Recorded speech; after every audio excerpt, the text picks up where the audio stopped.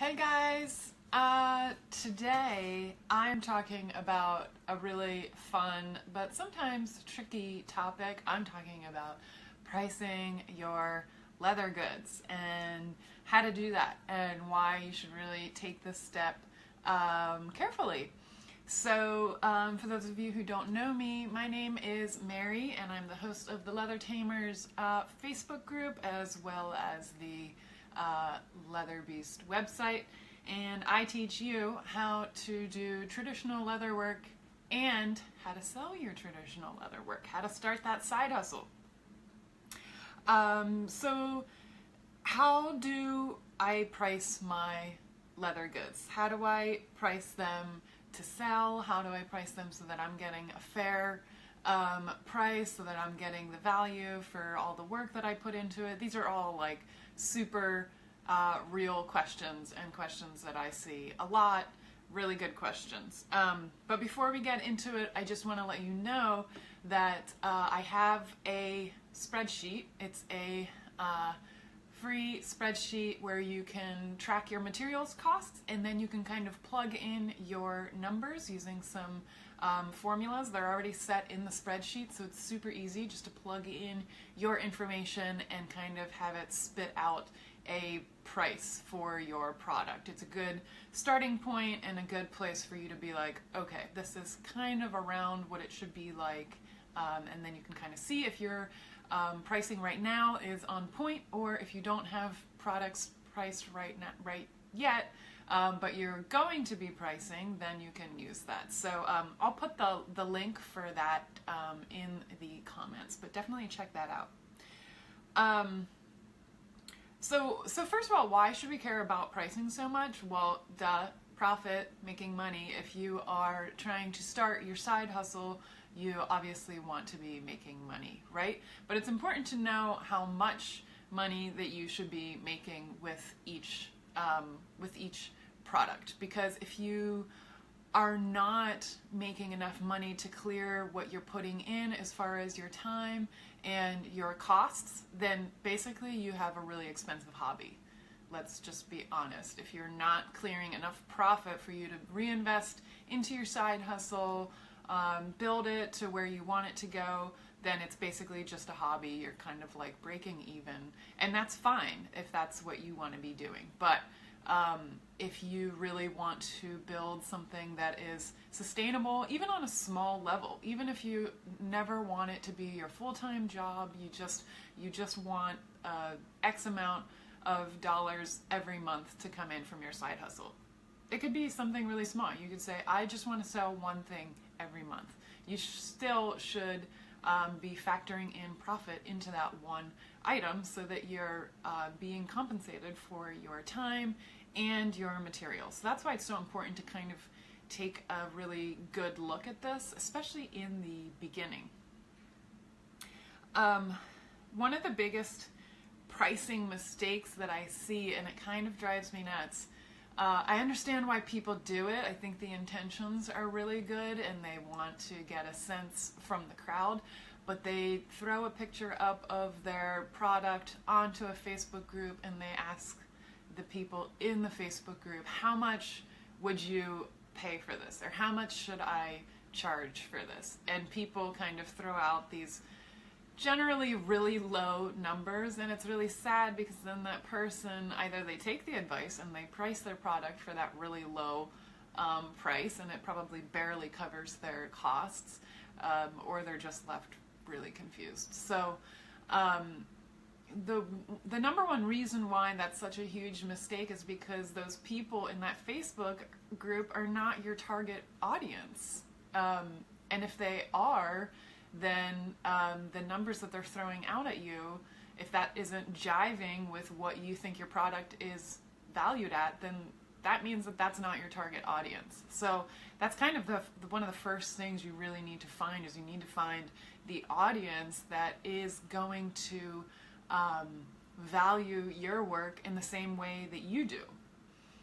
That way you won't have people raising an eyebrow at your prices and saying, oh, they're too high, I can't afford it, or I don't see the value in this, why would I pay this much for this when I could go to Walmart?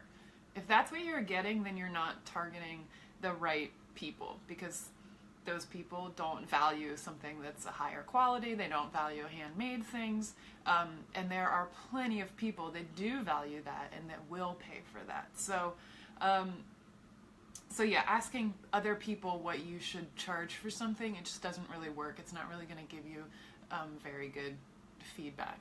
And then the other thing that's wrong with that is that those people, they don't know what went into your leather good. They don't know your materials cost. They don't know how long it took you. They don't know, what the hourly wage would be if you had to hire someone out. So these are all factors that you need to take into consideration when pricing your leather goods.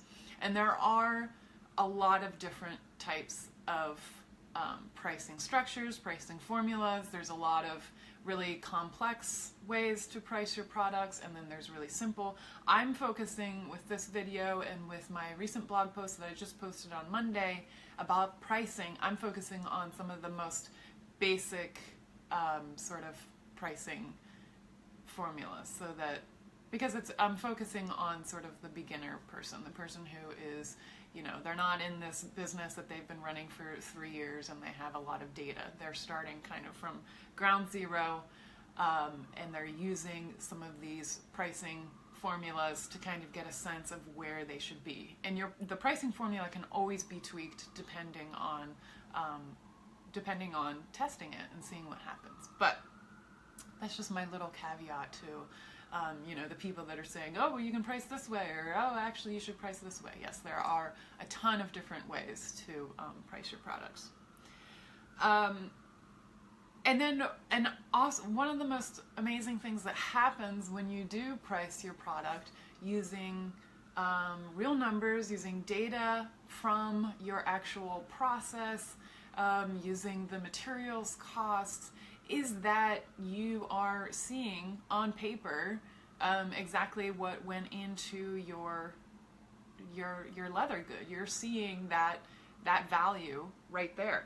So it gives you kind of a leg to stand on, whereas before you might have kind of been taking the advice of somebody else and saying, okay, well, this is what I'm going to price it for. You might have been kind of pulling a number out of the air and saying, it might sell for this much, and you don't really have much to back that up. If you're at an in-person market and someone comes up to your table and they pick something up and you tell them the price, and you can tell from their body language that they're kind of like, ooh, that's kind of pricey.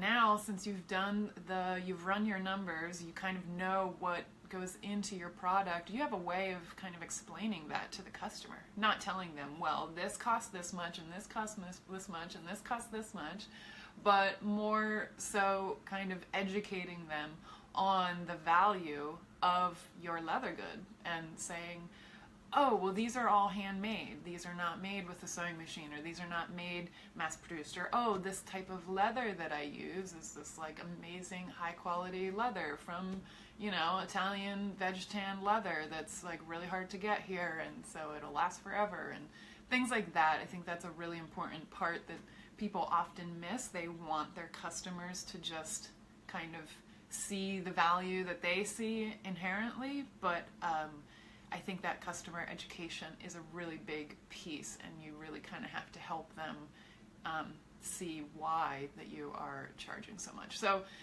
when you know where you're pulling your price from, it just kind of gives you a little bit more confidence to be able to say, this is my price, and this is why, and I feel really confident about that. And I think that's really important whenever you're trying to sell something to someone.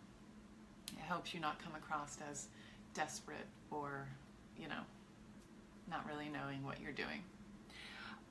So those are my 3 tips on pricing your product. If you want more information, I go more in detail on that blog post that I posted on Monday. You can check that out at leatherbeast.com/blog. And don't forget to download those spreadsheets. I want to hear from you. If you have products right now that you have for sale online, or you sell in person, or you sell to stores, how are you pricing your product? Are you doing it differently? Are you using a formula? Are you using other methods of coming up with this price? I would love to know, and you can post those in the comments right below. And then also don't forget to go and grab that spreadsheet and run your own numbers and see how your pricing stacks up to the pricing that you get from the formulas. Thanks so much for watching, guys. I will talk to you soon. Bye.